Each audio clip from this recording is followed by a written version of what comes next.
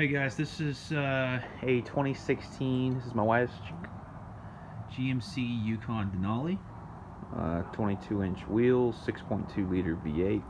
And thing's a beast towing. We got it to pull our toys around.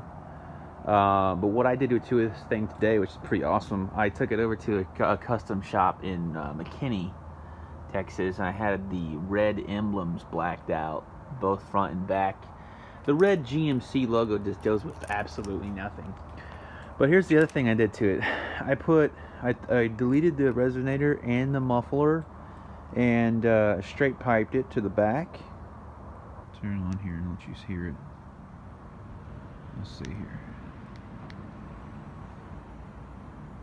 Yeah. Just hold her down.